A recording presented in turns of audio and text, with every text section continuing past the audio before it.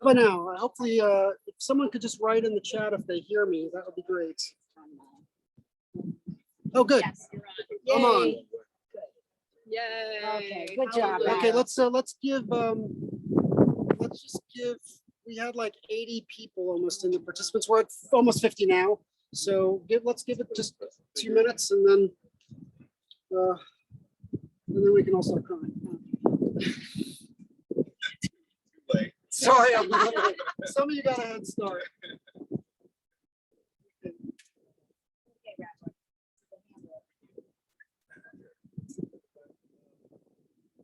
Mourners have their black ribbons, the mourner's ribbon. Tear the ribbon is a sign of someone close to us being torn from us. The tradition of the ribbon is actually one of our oldest traditions that we have in our faith. It dates back to biblical times. So you talk about approximately close to 4,000 years ago. Back then, an individual's clothing was the most prized possession, right? There were no malls or outlet stores or anything like that. If you needed a substantial article of clothing, you had to go down to the shepherd and get the wool and spun the thread and get a tailor. It was one of the most time-consuming, most expensive process an individual could go through, except for shelter, obviously. And so there are numerous verses in the Torah that upon hearing of the loss of a loved one, an individual would tear their clothing to show that the news of the loss was greater than the most prized possession. Nowadays, to continue this age-old tradition, we take a piece of material, we attach it to our clothing, and we tear it to show that we too have suffered great loss. And that's why we wear the ribbon. As long as we're wearing the Shiva period, we can switch that to whatever garment you're wearing to indicate that you are mourners, okay? If you have a cell phone, please silence it so we're not interrupted during the service. And we're going to begin with Psalm 23. Mizmor LeDavid Adonai Roi Lo Echsar. The Lord is my shepherd, I shall not want. He maketh me to lie down in green pastures. He leadeth me beside the still waters. He restoreth my soul. He guides me in straight paths for his name's sake. Yea, though I walk through the valley of the shadow of death, I will fear no evil, for thou art with me. Thy rod and thy staff, they comfort me. Thou preparest a table before me in the presence of mine enemies. Thou hast anointed my head with oil, my cup runneth over. Surely goodness and mercy shall follow me all the days of my life. I shall dwell in the house of the Lord forever. Amen. So when we come together to remember a very special individual, there is traditionally a portion of the service that is called a eulogy. Eulogy, word or speech. Most often we like to think of it as a tribute. Right? We're here to remember someone very special. I've had the honor of meeting Dr. Wiener, but after hearing about it, actually after having specific instructions in terms of how to handle this funeral, I am Specific instructions? Specific Wow. instructions. From whom? I sensed immediately this was a very special individual with a very special loved one who cared for every detail of his life and afterwards as well. So that's something that I don't see very often. That kind of determination. Let me tell you why do we have a eulogy, right? You all know, you all have the story, you all have the life you've lived, the connection with him. Eventually, when you're to be honest, meeting with him, he's a good doctor, right? So what's up with that? So the idea is that when you recite, when you remember, when you put pen to paper, what you're really doing, you're taking your memories and you're putting them down so that you can share them with others. Okay. But unfortunately, most of us, we don't have that ultimate memory, that photographic memory, that perfect recall, never forget anything. So since we don't have that, we're afraid that it would seem to be a sin to forget one moment of a very special life. So to help us cope with that issue, God has given us the soul. There's someone very special, the memories that you have in your mind. So it's eternal. That's who we really are. The soul never dies, never fades, and never goes away. So when you remember a very special individual, I know for myself, it seems as though the actual living soul is right here with you. That's the closeness of the bond itself is right there. So that's why we share a few words at this time. That's the tradition that we have. And so to begin the process, I think we want to start with first. Just a reminder for people, the wind is a little bit of an issue, so just try to project when you speak. Thank you, Rabbi. Thank you, Rabbi.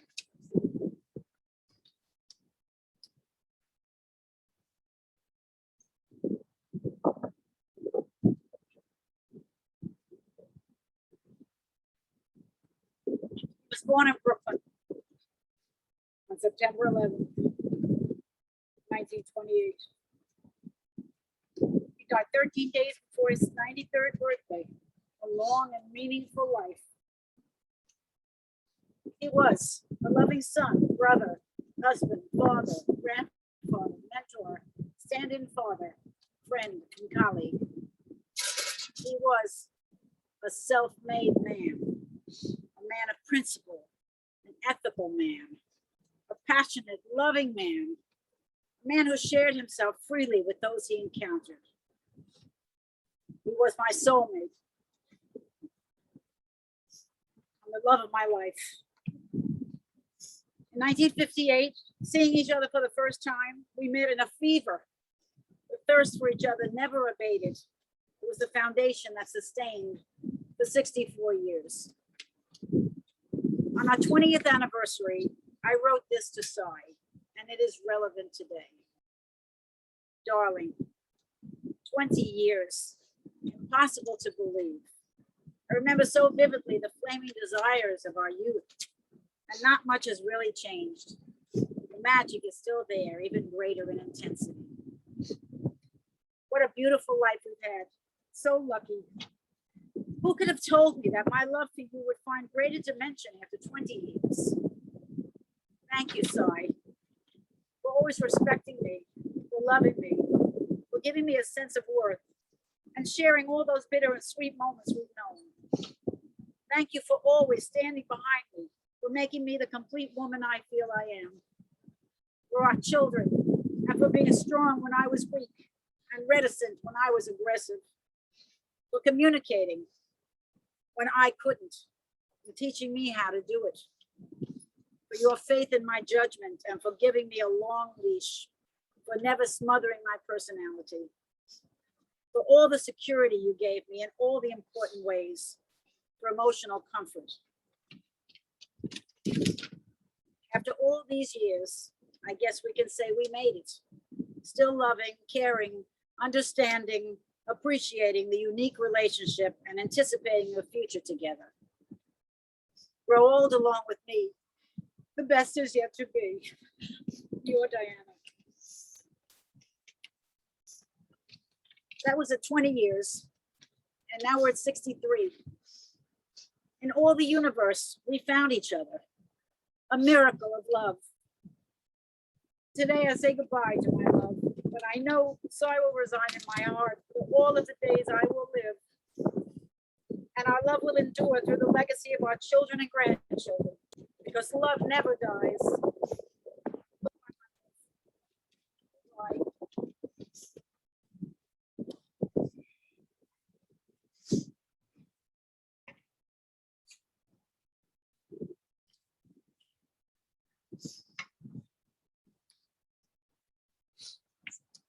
And here, so.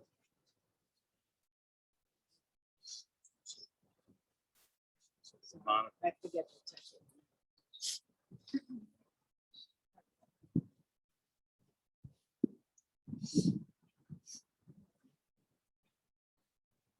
My father was an incredible human.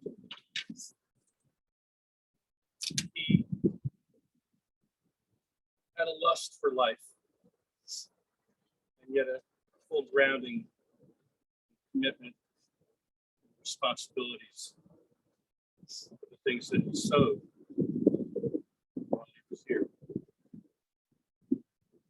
The spirit of adventure, his open heart, translated to an always open house to anybody and everybody, and an open family to everybody and anybody. Many people I look around here are blood or sugar. Because of that openness. The intellect, sense of adventure,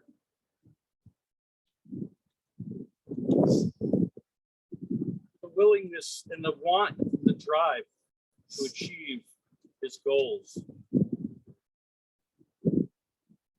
We're all part of the spirit that he passed down to each and every one of us and shared with us. See it on the faces of their deeds, works, and the sympathies and empathies they show friends to each other. My father showed us all how he did his part. Because of that, he lives forever through us. That's why when I look around here, whether you're blood or not, I see Cy on your face. I hear him in your voice, and I feel him in the love that I have and share with each and every one of you. To my siblings, to my mother,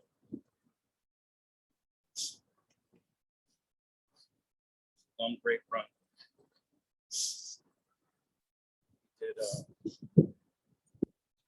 He always did what he needed to do. He showed us.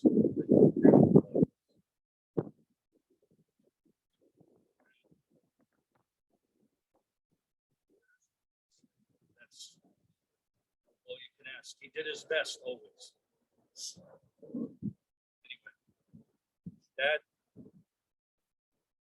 I love you. You'll be with me forever and beyond.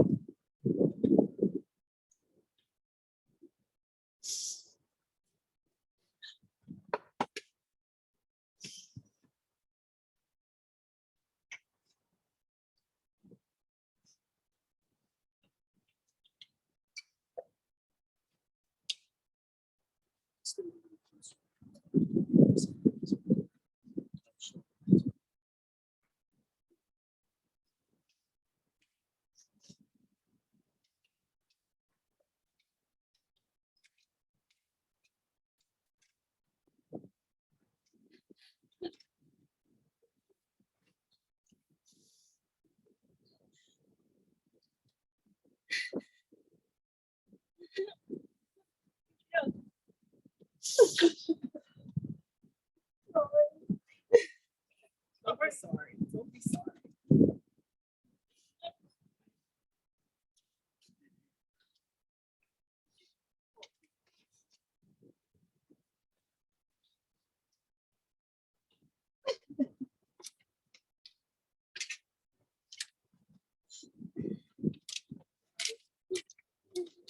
This is a letter Cheryl wrote to Dad 2 years ago.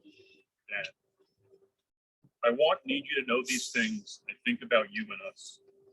I need to say it, even if you know it. I need to be sure you always know these things.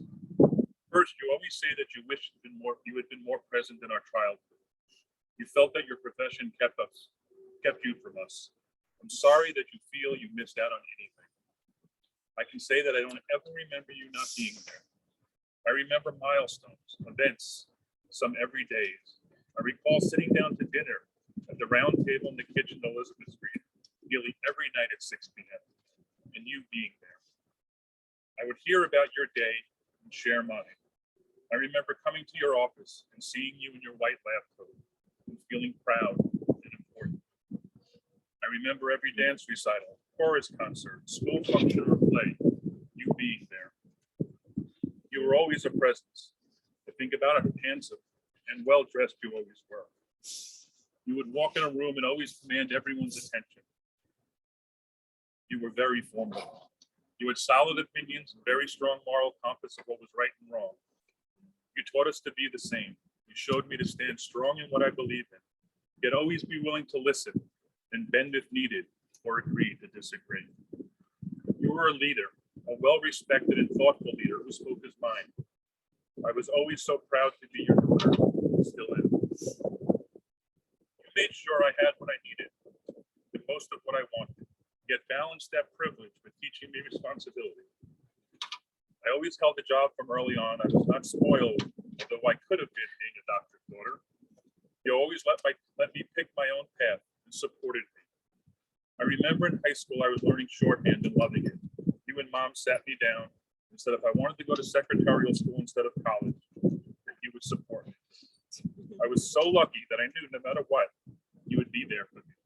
A safety net always. When I dropped out of grad school and needed a break, you stood behind me and didn't push me in any direction. Again, thank you. I always loved how emotional you are. The weak Wiener eyes showed your strength. You truly care and strong enough to show it. I think I emulate you in this way. I am sure this helped you be the amazing physician you were. Thanks. I'm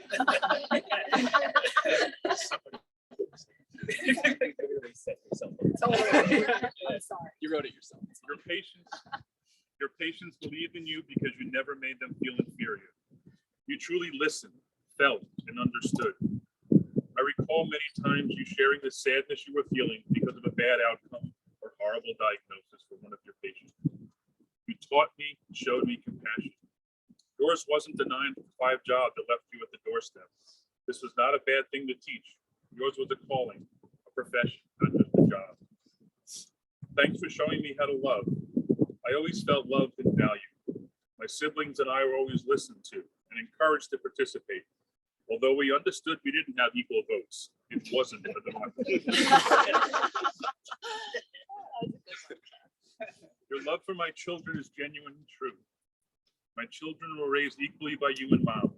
You actively participated in their everyday life and enriched them with your knowledge, opinions, and history. I completely know that my 3 sons are the principled, compassionate, and emotional men because they had you as a role model in their lives. Yes, you weren't the only influence, but you are one of the main figures in their lives to help mold them. I know they love you so much. And then the example you set with your relationship with Mom. Well, this is something that set the tone for my whole life. I never doubted your love for one another.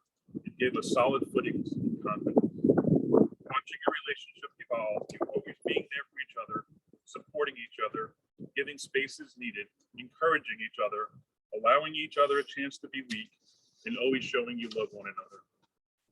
I made my mistakes in my life. Only a few times did we bang heads about life decisions. Even when we disagreed, I knew you were still there for me. That's your way. Thank you. I love you, Daddy. Thanks for all you are, have been, and given me. I'm so damn lucky to have you as my father and your love. I know you have always been there for me, and you always will. Rob, you want to keep going?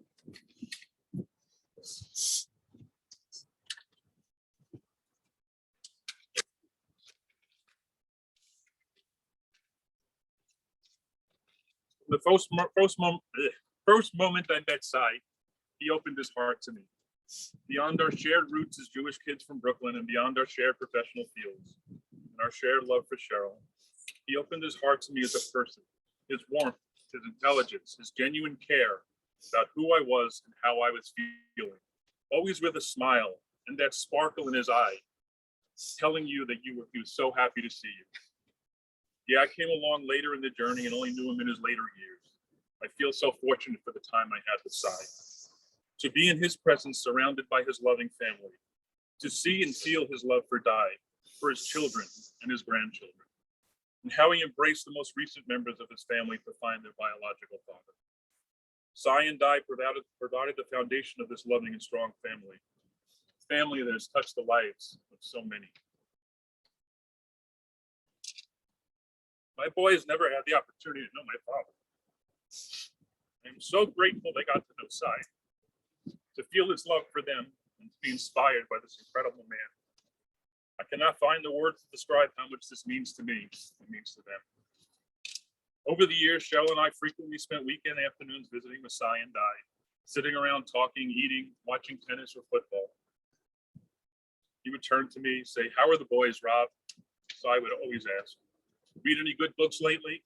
Let me tell you about this one I'm reading. I think you'd like it. How's the hospital doing?" He wanted all the details, to hear about accomplishments and struggles.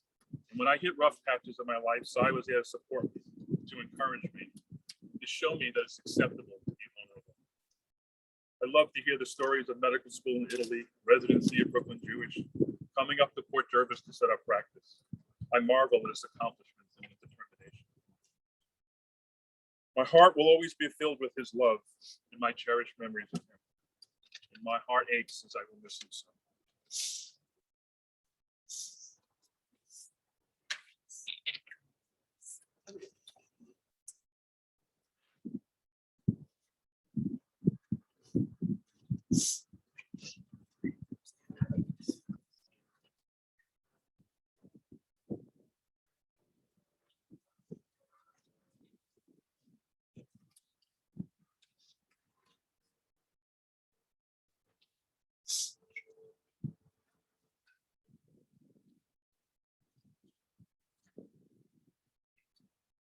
It's a little harder than I thought it was going to be. Really? My father was an important person for so many people with an incredibly wide sphere of influence. I'm going to leave it to others to speak to that and simply address my relationship with him. But really, how could I possibly encapsulate it? It's as difficult as accepting that he's gone. Growing up, I was blessed with two incredible male role models, and they couldn't have been more different. My mother's brother, Uncle Dickie, who died 20 years ago today, provided me with an intellectual curiosity which has guided me my entire life. Dad instilled principle, honesty, fairness, and above all, loving. He and I shared many things. We loved tennis. He took me to the US Open for the first time, where we stood next to Jimmy Connors. Both of us in awe as we ate our $10 hot dogs. He taught me to ski. He allowed me at age 16 to beat him in a race in Steamboat Springs, Colorado. We loved getting dressed and looking sharp. For those of you who don't know the story, when I entered my senior year of high school, Pope John, my parents entrusted me to buy my own clothes for the upcoming year, handing me their credit card and giving me a budget. I went straight to the polo department at Macy's, where that budget could only get me so far.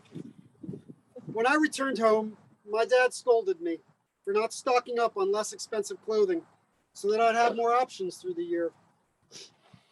He forbade me from returning them, saying I'd learn a lesson in practicality by being forced to wear the same few outfits over and over again. For those of you who know the story, you're already laughing because you know that I was voted best dressed. My father loved the story because I think he learned a little lesson too. There were many other stories like this one. That one specifically. Cheryl and Jo-Ellen, I know you were able to employ my yell and pay strategy. For sure. Like most people, I was in awe of my dad. He provided a home base filled with creature comforts, with a stable, loving family. My mom had a lot to do with that, of course. But it was my dad who made it possible. He provided a blueprint from which we all cribbed. I, like so many others, including many of my friends, Tim Prickett, Dan Von Behren, Rob Wolf, just to name a few. We're still using that blueprint today. You could always count on Dad to ask you the important questions and give advice without judgment. He always wanted to know about your work, your financial situation, and future plans. And there wasn't anyone who didn't want to hear his opinion on any of that, as you knew it came from a place of love. Oh, and he always wanted to know how much you paid for that. Did you get a deal? He lied a lot. Yeah, we lied a lot about that. Me too. Yeah. There are so many great stories. The entire family at the dinner table with him shouting at me, "You've got to learn to control your temper." Eric, Cheryl, and I with him on the train from Florence to Bologna. Him telling Mom, Joe, and I in the Everglades about duty, duty, duty, and Illuminus Canis. There's just too many to go through here. That spinal injury was really difficult for all of us. Him the most, of course. I was just coming into my own as a tennis player. Finally, after decades, heeding his advice of finesse over power. I envisioned he and I playing as a formidable father-son doubles team well into the future. And that injury robbed that for both of us. He had some great tennis advice.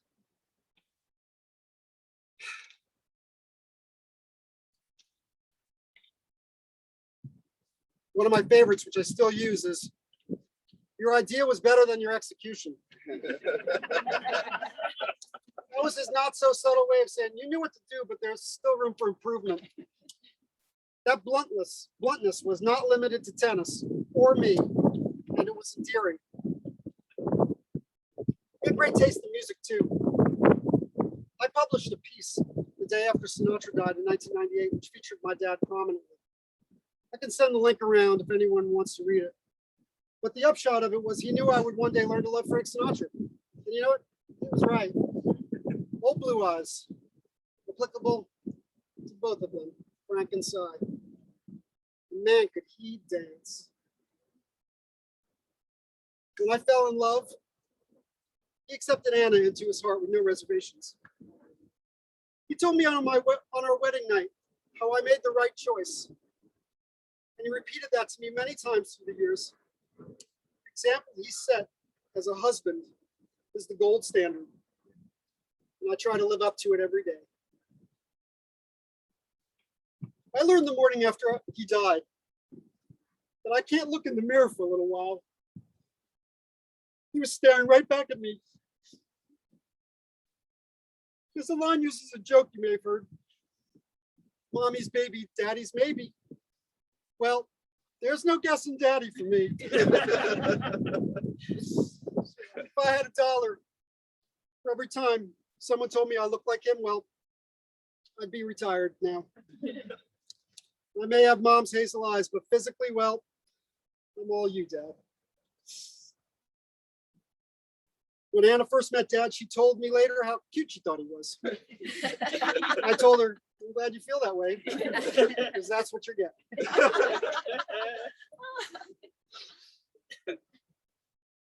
Dad, thank you for everything, truly everything.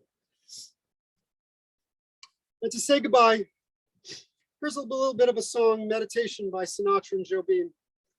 Sure, it's the song sentiment. It's a little different, but I'm going to use it for my needs today.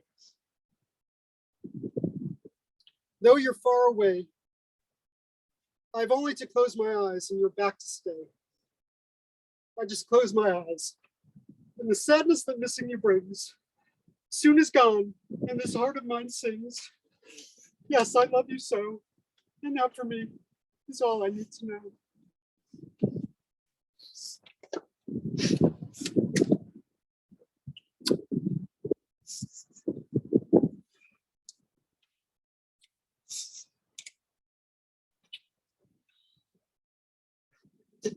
It's time.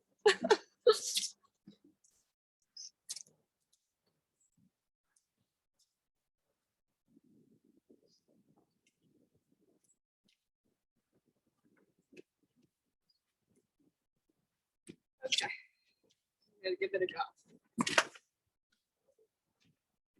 A few names you might have been called when in my dad's company. Number one, Jo. Sometimes a combo of a few of them, or just one, and quite possibly the wrong one. Number two, occasionally one of the various dogs' names that we had in our lives. Number three, a favorite and the obvious one. handsome, and or gorgeous or beautiful. Nothing made your day more than when he called you any of these. And the best part was that he actually meant it. One of my all-time faves, and really sums it up with no further discussion needed, schmuck. More personally, and I think only for me, but I could be totally wrong, Kite, which when I was little, he used to tease me. That means like ugly one in Yiddish. So he used to tease me because it really got my goat. Jojo, my baby, Sunshine, or Pumpkin. It's hard to believe that I will not hear him call me any of these again. It's hard to believe that I won't sit with him while he actively listens to me and asks pertinent questions about my life and or direction. It's hard to believe that I won't have just a simple discussion about how my day was. It's hard to believe that I won't dish the dirt on local and or celebrity gossip, because that's something we shared. And boy, was he an excellent provider of all the dirt. That man, he was good. He offered advice, guidance, and sometimes got a little stern, but he always cared. It was in his DNA. He couldn't stop it. The doctor in him, I guess. He cared like no other. I thought all fathers did this, but I quickly found out that they usually didn't discuss, at ease I might add, your best friend's problems with her boyfriend, or your entire medical history as it pertained to some medical problem you might be having with your lady parts. He just put you at ease with no judgment. He was always your friend, coming from a place of complete unconditional love. And you trusted everything he said implicitly. Of course, the love he had for all his kids was endless, and we all felt it every single day. But as we know, there was a deeper love for all his grandkids. Nothing made those baby blue eyes sparkle more than when he talked about any one of them, or was just in their presence even. It personified pure joy, plain and simple.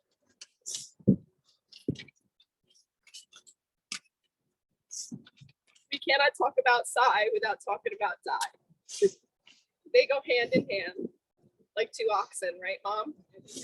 Yoked. He takes a drink, you take one too. He takes a step, you take one too. But seriously, a love story you only read about actually existed with my mom and dad. A real life true romance that you read in a book. Yet another facet of this life that is admired by all. It goes without saying that there is a giant cavernous hole in our family. One that can never be filled. But lucky for us, the Wieners still have one strong pillar. And we all know that she can do the job of two. And although we are in uncharted territory, I have no doubt that Di can hold us up and continue to guide us with all the love. And maybe, just maybe, she'll let one of us take the reins sometimes. Not a shot in hell. Let's try it. Death is a strange thing. It emotionally splits you apart, yet brings your loved ones even closer. I thank my lucky stars that I have the incredible network of support and love in my siblings and all my friends. And my family. My kids especially. I have to say, my siblings are all rock stars in my eyes. But why am I surprised? I mean, we came from Cy and Di, right? So Daddy, here's to honoring and celebrating your incredible life. One that we were blessed to be a part of for such a long time. Funny though, it's just never enough time, right? What an amazing legacy you left. Thank you for being the ultimate role model and for showing me how to love. I know I will still hear your words of wisdom in my head for the rest of my life. And for that, I am so, so grateful. I could just picture Sinatra tunes playing in the background and you beaming as you're telling your dad, Pete, all about each and every one of us. To my hero, rest in peace. I'll love you forever, past Pluto. Love you, Mom. You got this. Maybe. I hope. Love you. Mom.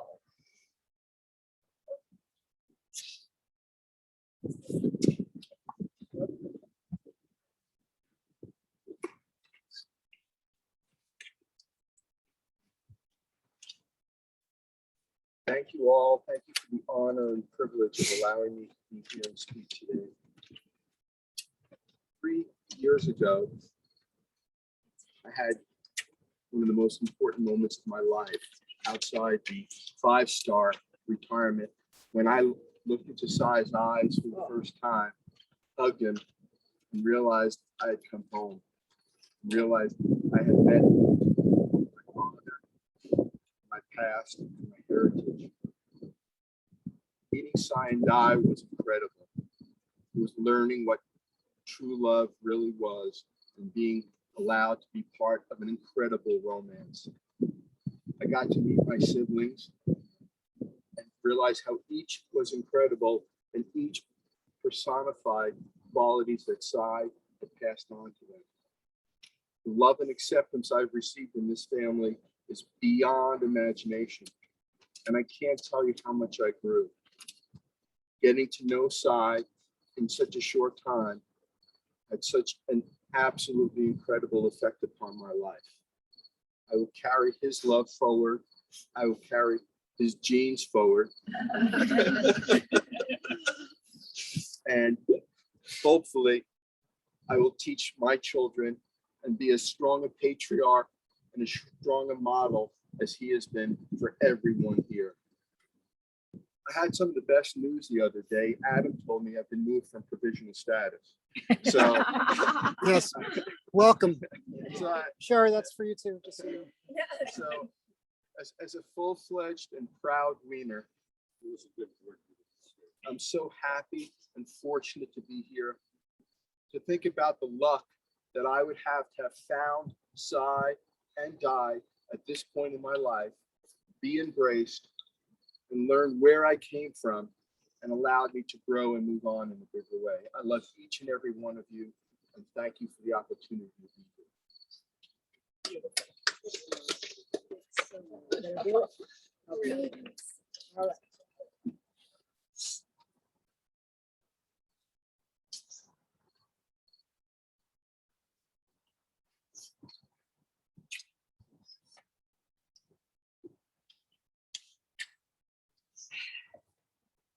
I wasn't sure I was going to do this, so bear with me. Obviously, I think it's really safe to say that everybody sort of knows my story and knows how I came to be here today. I've only known Sai for a very short period of time, just shy of 1.5 years. I met him for the first time over FaceTime. It was March 28th, at the very start of the global pandemic. Timing is everything. I had the opportunity to physically meet him on only 3 occasions after that.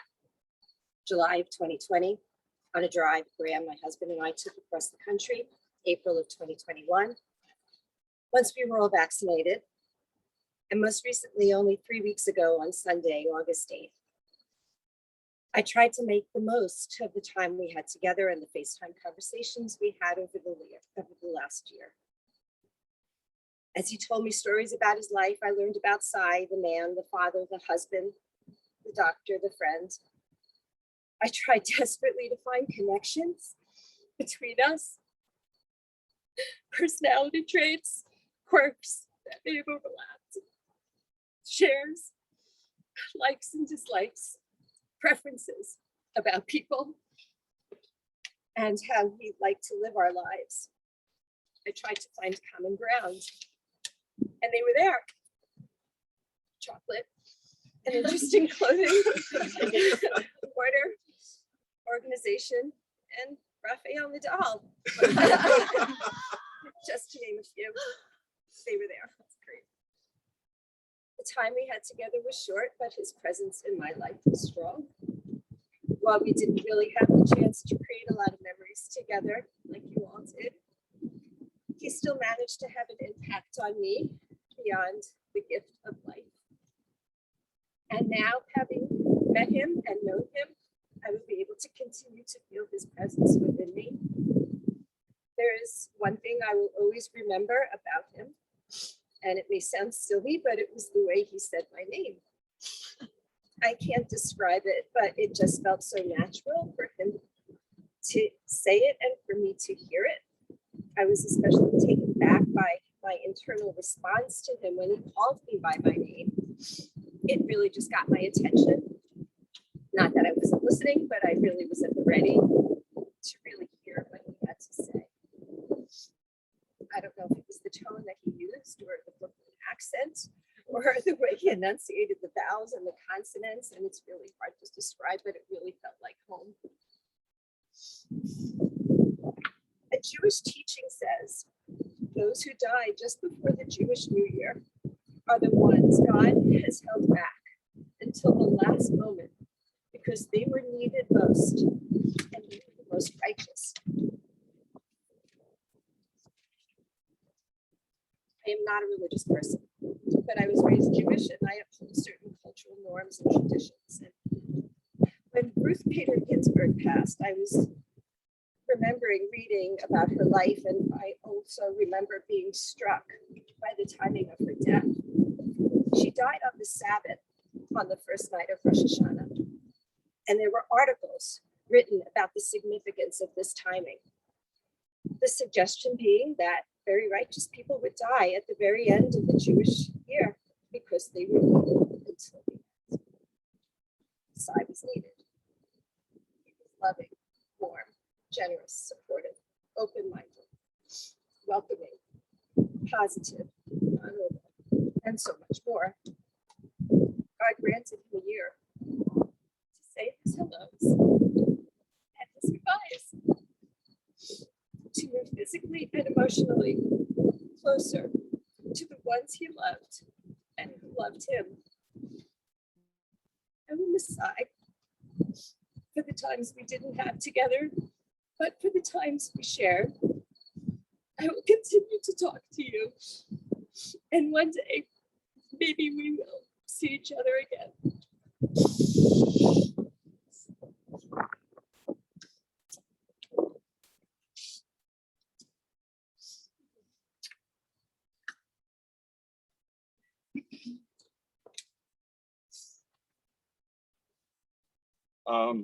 Not sure how many more times I'm going to be able to say this to the entire Wiener family, but thank you for everything that all of you have done to bring Meg and I into your lives and make us a part of your families. I think, as a lot of you know who were at our wedding, the reason that we're married is because of your mom and your dad. The reason we're still married is probably because of your mom and your dad. So I give them all the credit. And I can't thank you enough for everything that you as a family have shared with Meg and I. Although I was going to reveal one of your dad's dirty little secrets, but I realized it wasn't such a secret. I don't think you really had a choice, because once Cy Wiener liked you, he loved you. Once he loved you, you were all in. And he met Meg and I, and he took us in, and he shared his life, and he shared his family, and he shared his meals, and he shared his house, and he shared his pool. And we can't thank you enough for that. I've had a really, been thinking about Cy for many years, I've had this really very deep, heartfelt belief. I love Cy Wiener more than I love my own dad. And the reason why I love Cy Wiener more than I love my own dad is because Cy Wiener was more of a father to me than my own dad ever has been. And I know that there are other people in this group that feel the same way. And I know there are other people all over the world that feel the same way about Cy Wiener. He was a father to more people that we'll all ever know. And that love that he gave to me, that made me love him more than my own dad, also came from the example that he set. He showed me what it was like to be a good husband, to be a good son, to be a good father, to be a good brother, be a good grandfather, to be a good provider, to take care of his family, to live an honest and ethical and principled life, to work hard, to get what you want, to follow your dreams, and to share those with everyone around you. Since most of you know a couple of these stories, I'm going to keep them fairly brief because they're already a part of the Cy Wiener mythology. But we all decided we were going to learn to play golf at one point. And I was most excited because one of the first times we went to play golf, I got to ride in the cart with Cy. And I was so honored and I was so thrilled. And I was terrible. And it was a great day. It was a great day. After about the second hole, Cy pulled me aside. We were in the cart. And after the second hole, Cy said to me, "You know what you got?" He was like, "What, Doc? What do I got?" He said, "You got nothing." and I was like, "Really?" And I'm going to tell you what this all meant in a minute. But at the end of the golf game, again, I was terrible. He put up with me all day. We were walking to the car and he put his arm around me and he said, "You know what you need? You need some lessons." And I was like, "Geez, thank you." I learned what I got from Cy Wiener, and I learned what I need. Because the next summer we were all around the pool, and I'd been swimming a little bit. And he walked up to me and he said, "You know what you need? You need to lose some weight." And I was like, "Okay." Thank you. A couple of years later, we were all down at the pool. I wasn't actually there at the time, but he walked past my wife and said, "You got some nice tits." Very creepy. Best story ever. I've told these 4 stories to a couple of people who said to me, "Well, did you punch the guy?" And I was like, "You don't get it." And this is the second secret of Cy Wiener. When he told me, "You got nothing," one of the proudest days of Meg's life was the day he told me, he said that to me. Honest to God, she's never been more proud than I've ever been more proud. When someone says you got nothing, you need to lose some weight. I explained to someone, "You know what I heard? I heard I love you." And that is the way Cy Wiener spoke and treated all of us. He was going to give it to you straight. He was going to give it to you direct. Maybe you didn't want to hear it, and then maybe it took you a while to figure out what you heard. But when he said you got nothing, I heard I love you. And that, I think, is one of his great, exclusive, amazing, unique gifts. And I hope that all of us here, we carry that with us into the future. On my wedding day, Cy pulled me aside as we were all packing up, and at the end of our wedding, he pulled me aside and grabbed me by the neck and he kissed me on the forehead and he said, "Danny, I was wrong. You got something." And because of Cy, I got something. And because of Cy, I feel like we've all got something. Whatever that something is for all of you, and whatever that something is that Cy gave to all of us, thank you, Cy. I love you forever. And I love you for the something that you've given to us all. Thank you. Beautiful, Dan. Beautiful. Thank you so much.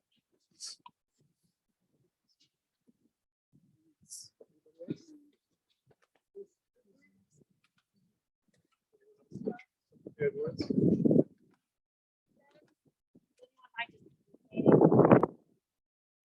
Chance to tell them. No one can do it. They couldn't do it. Okay, no problem. You want to say something? Yeah, great.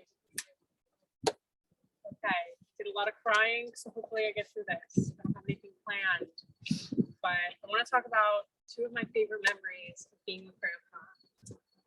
One, when he bought me my first pair of tennis shoes. and they were the wrong size, and I had to ship them back. And I sucked at tennis. I was so bad. And every single game I lost. But whenever I get home, Dad, you would always say to me, call your grandpa. But I would be so ashamed because I didn't want him to know, because I knew he loved tennis so much. I didn't want him to know how bad I was. Aw. But I still went. And every time he asked, how are you doing? Are you doing good? Is tennis going well for you? I'd be like, yeah, it's going great. It's totally cool. I have blisters on my feet. Yeah. And my second favorite is when I went to visit Grandma to see the glorious sign of play. And the night before we went, I slept over, and Grandpa and Grandma took me to the dinner lounge. And I was all dolled up. I was wearing a dress. And I remember just being there and having all these people walk in and out, and Grandpa looked at me and pointed to all the wheelchairs and he said, those are the chariots. And I remember every time someone came out, he would look at me and look at them and say, this is my granddaughter. Her name is Gail. And when we sat down at dinner, he kept looking at me and reaching over and grabbing for my hand. I didn't think it was anything special, but it was a lot for him to have me there. And I'm sure we all have really good memories like that of Grandpa, in which he's trying to show you off and trying to show how proud he is of you, even if you won't deliberately say it. These tiny hand gestures of grabbing you and holding your thigh and giving you a kiss on the forehead, saying you got nothing. It's just his terms of endearment. It's all the memories that we'll hold on to. So thank you for the clean pain. It's the cleanest pain I've ever felt. It's pain that needs to be felt. Good night, Grandpa.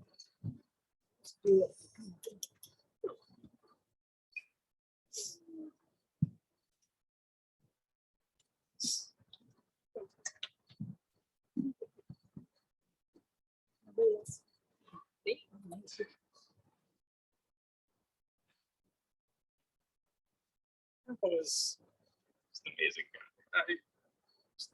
From my earliest memories of going over next door, hanging out with him, or like a very vivid memory of sitting on his lap in the house in Mexico. He had one of his Cuban cigars, and just trying to see how red I could get the emperor at the end of it. He didn't care. It was probably like $15 cigar. I was having a blast. Or hanging out with him in the TV room, watching tennis or football. I've never been too big into sports, but I always got a kick out of him being the armchair coach. Yelling about Eli. Yelling about yeah. Dave Brown. How about it? Dave Brown used for a while. Trying to get into tennis. And funny, it wasn't my thing. Ben Tech could do it. I went to golf instead for a little bit. And getting advice from him, high school, middle school, college. Then after college, living with him and Grandma for a year and a half, and coming home every day from work for lunch. Every day he would sit down, have lunch with me. Even if he didn't eat much during lunch, but breakfast, he would have his cup of decaf coffee with breakfast and a single shortbread cookie. About a quarter of which went to Lucy. Yep. But it's just those little moments that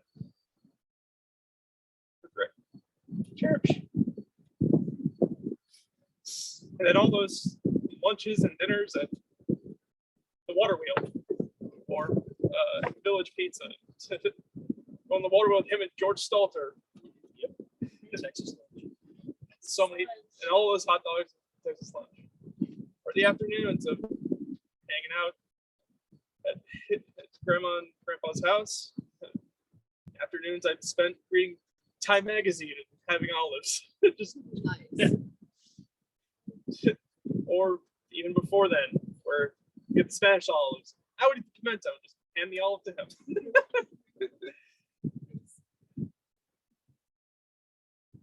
But I always remember, every time we go out to lunch or dinner with Grandpa, constantly people coming up and interrupting our meal to say hi because they knew someone or they were his patient or he delivered their kid. It seemed like the entire town was saying hi.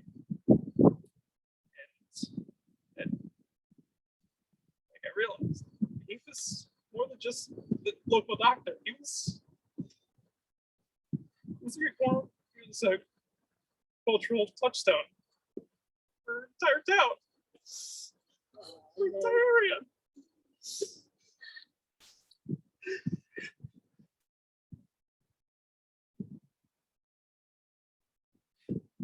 How many lives he touched?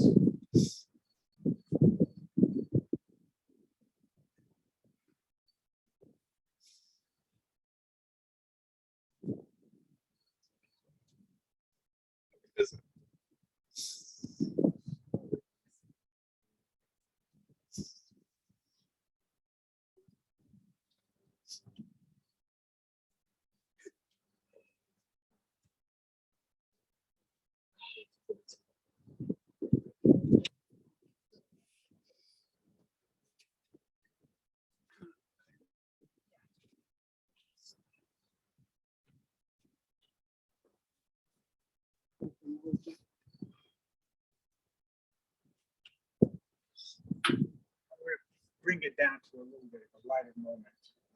I knew Stein before most of you were born, 5 years before you met him.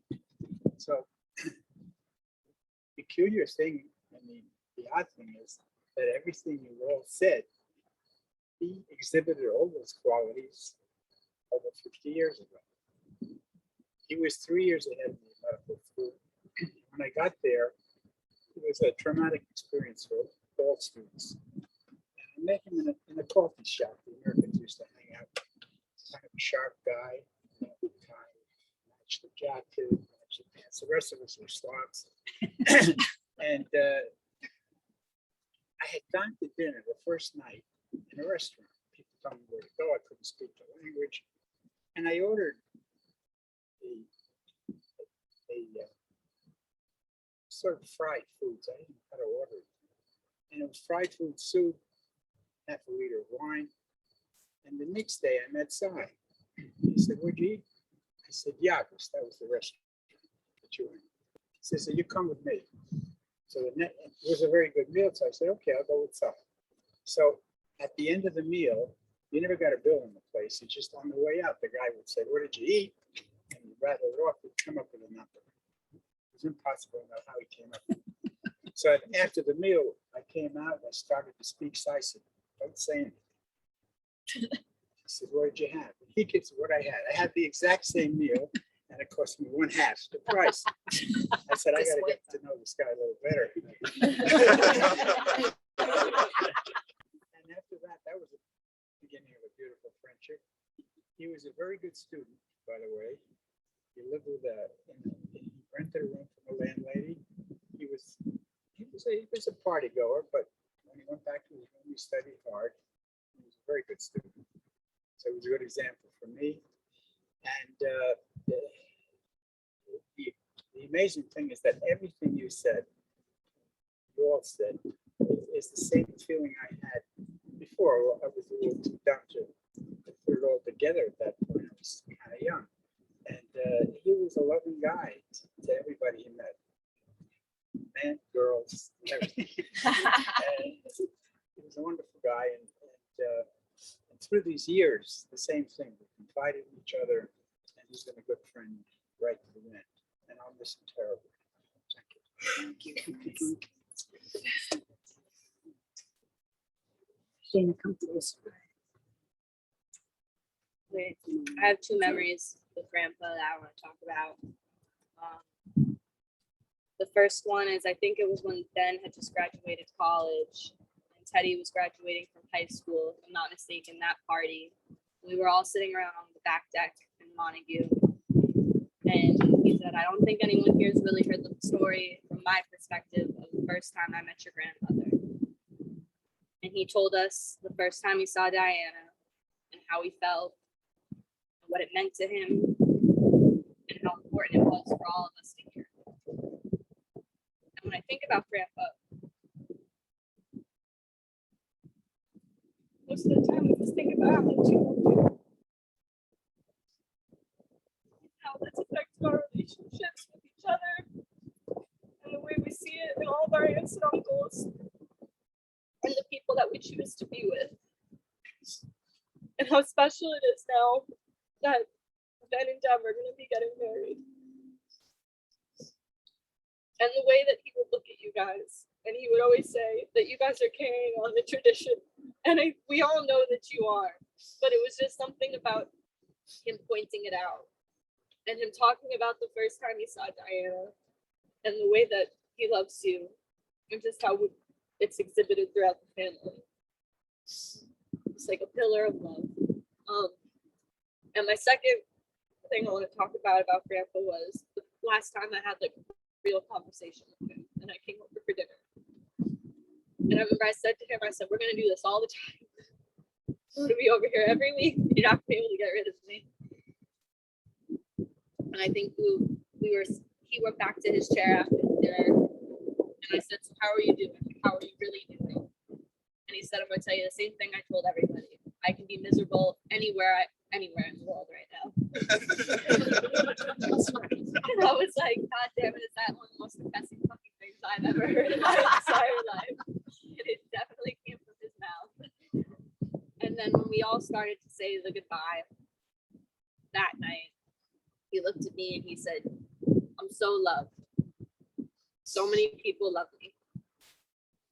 And I think he was able to make a switch in the way that he was looking at everyone around him, or at least explain to us how he felt. So, that's my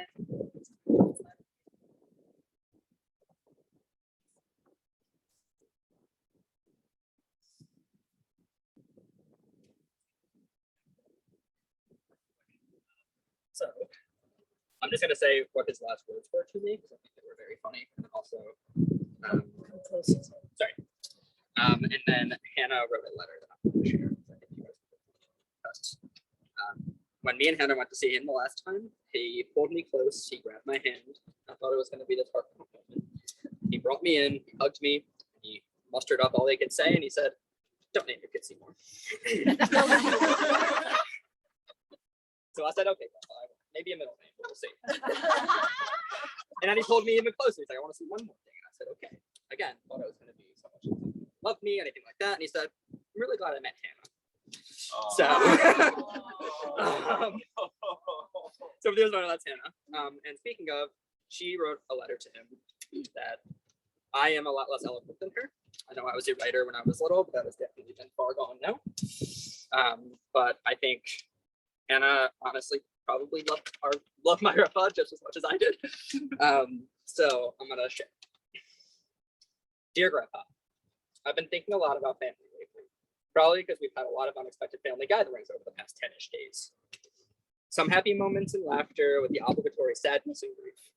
A premature grief that's built over time, like a mourning for something inevitable. It doesn't make this moment any easier or any less devastating for so many reasons. I'm preferring to take a step back and look at this family, a loose term for all the people reaching out to express thoughts and prayers. Friends, colleagues, adopted relatives like me, alongside loyal, passionate pack of 3 generations of Wieners. Keeping your apartment full of buzz, conversation, and love. Chosen and blood family all gathered in a way to celebrate a man worthy of 93 plus years bouncing around this earth. I'm here by choice. Ted reminds me of that every day. I choose to be part of this family, and I don't really know what I expected meeting the Wieners, because Ted didn't provide much info outside of the definitive, wait until you meet my grandpa, he's the greatest man alive. A tall expectation to live up to, but you did that and more. Once I found out about your love of pie and comfy sweaters, even in the middle of summer, I knew we were going to be kindred spirits. I didn't get to have an adult relationship with any of my grandparents, and I accepted that reality. So the past 5 years of visits, watching TV, talking, sharing stories, eating pie, and me yelling life updates at you during a family party so you can actually hear me. That was one of the most beautiful and unexpected relationships I've had in my life. I've learned so much from you and will cherish all those conversations. Although this is an attempt, I can never fully express how grateful I am to have known the great Seymour. You had your faults, of course, and the apartment will probably be set to 65 degrees just to spite you for a little while. We'll leave a few extra sweaters and some chocolate bars in case you come visit. I love you very much, and while I miss our chats, your spirit lives on in your amazing children and grandchildren. Everyone in your life carries a piece of you in their hearts. We'll continue to share stories and remember the life and family that you built.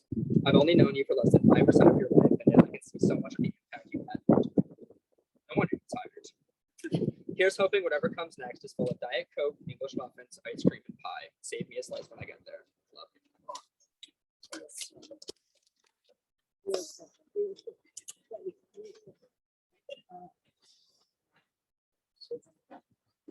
Keep it quick because I know everybody's getting there. Just want to say thank you. So, just heard themes of acceptance, unconditional love, showing what a good husband, father, friend, grandpa, just what it means to be just a good man.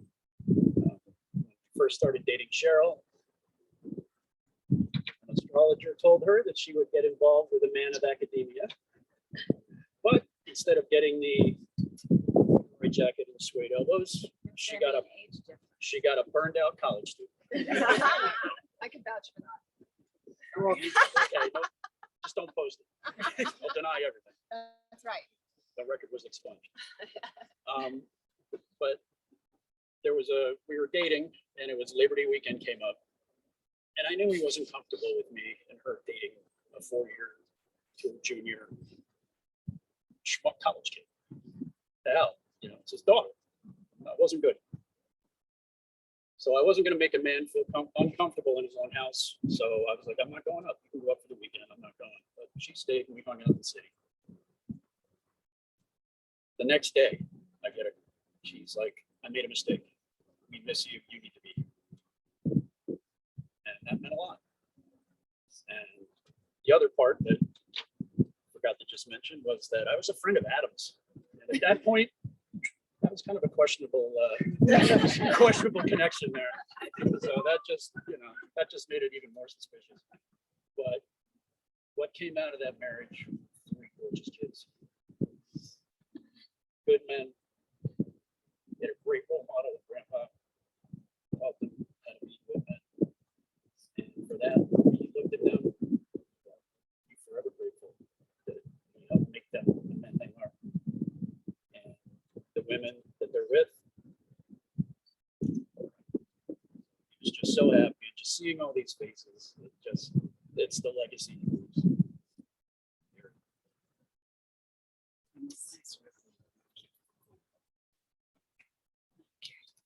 I think it's Actually, there's Yeah. one more. One more. But I'm going to be brief for obvious reasons. What is that? Brief? It's in this vocabulary. I don't think he knows what it means. Yeah. I met Cy when I was a 19-year-old college kid. Eric brought me home, recovering from my own nuclear family. And when I got to the Wiener house, I saw something that I just never seen before. And I didn't know it could be like that. It sounds like sex, but it wasn't. I know sex is great, Well, but have you actually- visited the Wieners yet? But it changed my life in so many ways over these last 40-something years. Saved it in so many ways.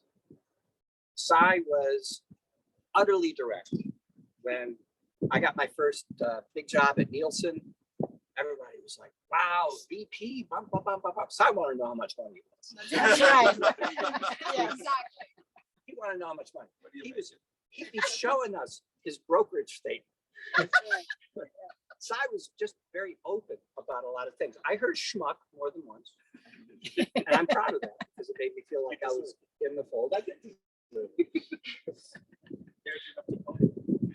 But several years ago, when you guys were in Milford, you remember this, I came up because with my gimpiness, I had things in common with people a lot older than me with mobility. And I was like, Sai, you got to check out my school. It's awesome. You would love it. It would let you participate more in the family. It would let you see more of the grandchildren, go to recitals, go to all kinds of things. And you know what? That one time he wasn't totally direct because he didn't tell me to fuck off. But he was thinking that I should. He was. And he was super polite about it. And I'll always be grateful for that. I'll always be grateful to Sai. I'll always be grateful to you, Di. I'll always be grateful to the whole Wiener family. So I love you and I miss you so much. Thank you.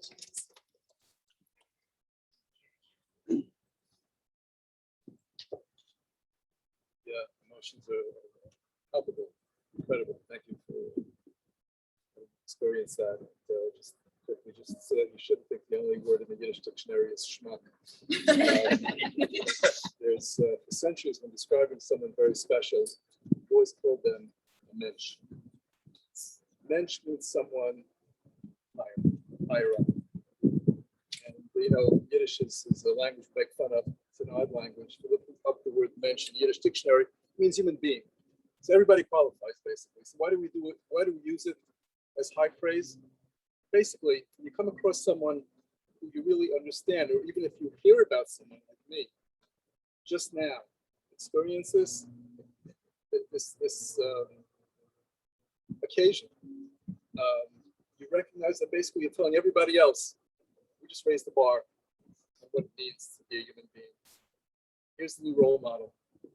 And when you talk about responsibility, you talk about literally what you all just came out with was he is your role model. He will always be your role model. So the connection that you have is certainly not physical by any means.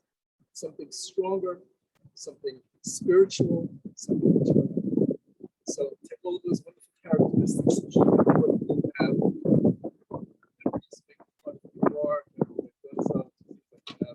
Pass them on to others, future generations that we come into contact with. And that way his life, his memory, his soul continue to be blessed, not just to the all of us.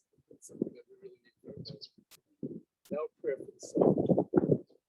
Psalm 121, which is prayer for the soul.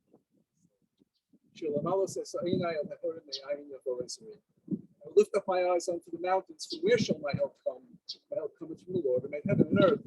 He will not suffer thy foot to be moved. He that keepeth thee will not slumber. Behold, he that keepeth Israel does neither slumber nor sleep.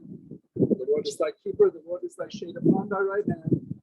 The sun shall not smite thee by day, nor the moon by night. The Lord shall keep thee from all evil. He shall keep thy soul. The Lord shall guard thy going out and thy coming in from this time forth and forever. Amen. It's traditional to conclude all of our services with the Kaddish. We don't translate the Kaddish, we have translated the other prayers. Basically, the Kaddish is one of our holiest of prayers. It's one of our oldest, dates back about 2,400 years back to the time of the Second Temple in Jerusalem.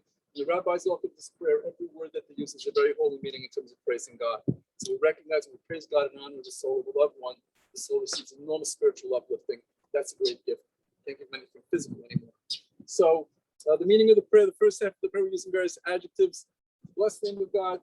Last half of the prayer, we're asking God to send us all health and happiness. We have cards here, phonetically sounded, because we will not be translating the Kaddish. So if you want to just say along with me. It's for the mourners only. No, everybody can say along. say Yeah, everybody can say along. I don't have that many cards, but we'll give, yeah. All of us. Here, anybody else want a card? Yeah. Okay, I have a couple more. There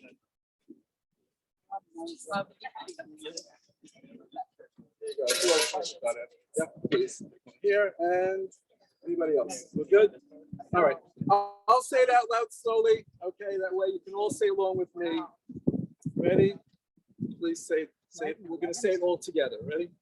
Yiskadal, the Yiskadash, Shemei Rabo, Be'omoti v'rachrusei v'yamalech malchusei b'chayecho u'v'yomecho u'v'chayei decho beis Yisrael ba'adolah u'v'zman korim v'imru amen.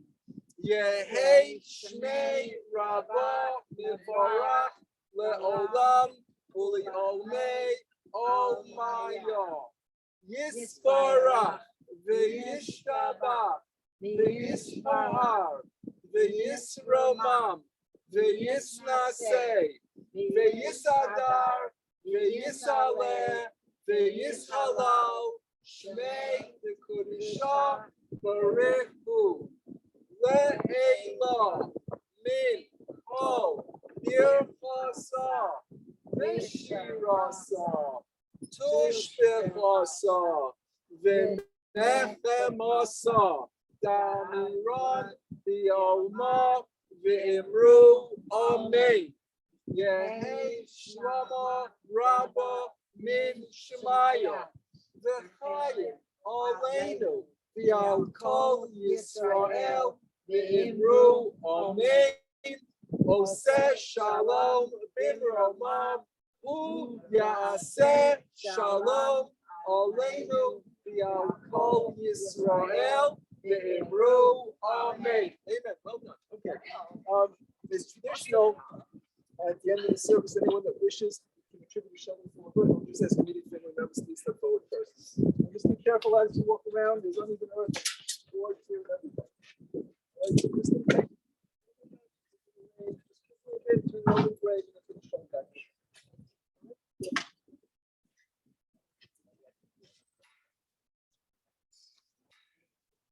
Yeah, oh, sorry.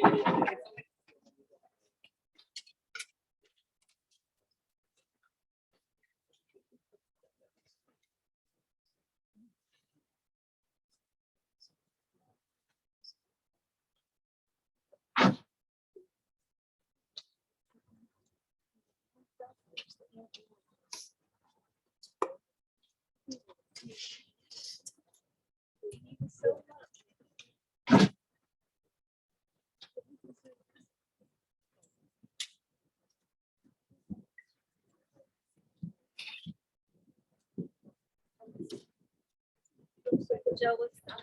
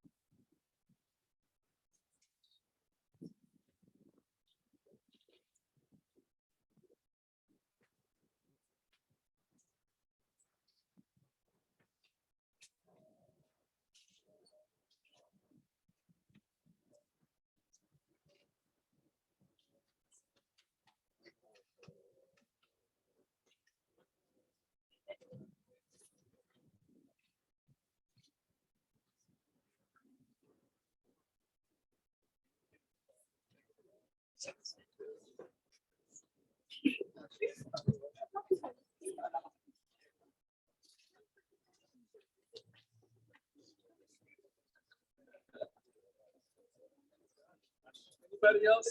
Anybody else? For shovel full of earth. Anybody else? Good. Okay. All right. That concludes the service. I had one more thing I'd like to say to everybody here today before we get into New York and break up. It's been a very long 3 weeks for all of us.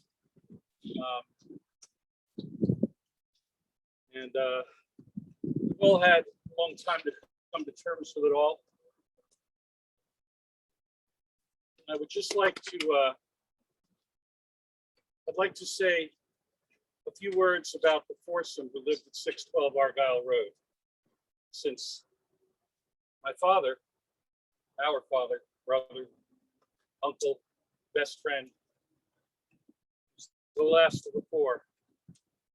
And I just thought it would be a fitting thing to say that I'm very happy that foursome is reunited again. Hopefully somewhere, or not. Whatever you believe is what you believe. But I know that my Sarah, my Nana, my grandfather, my Uncle Ed, and now Cy, my dad, left a legacy that was just incredible. My mother puts it quite often, from such schmutz and such comes such greatness. And so to Sarah, to Pete, and to Ed, and to the Wieners who can't be here today, I just wanted to say a few words about them, for them, and that they're here and they're loved as well. And anyway, as Cy would like to say, probably l'chaim, to life. He loved life. L'chaim, everybody.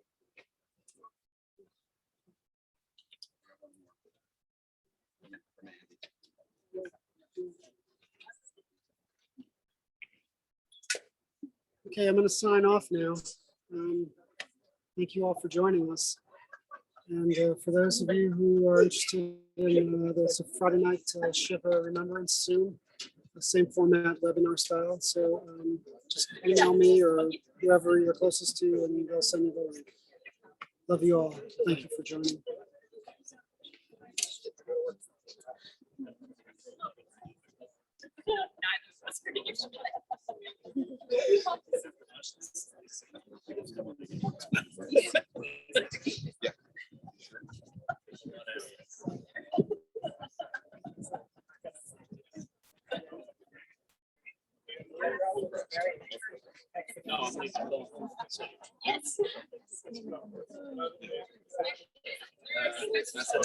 There's tons of notes here in the chat. I appreciate everybody. We'll go through them. This is all recorded, and so we'll go through all the lovely things people are saying in the chat.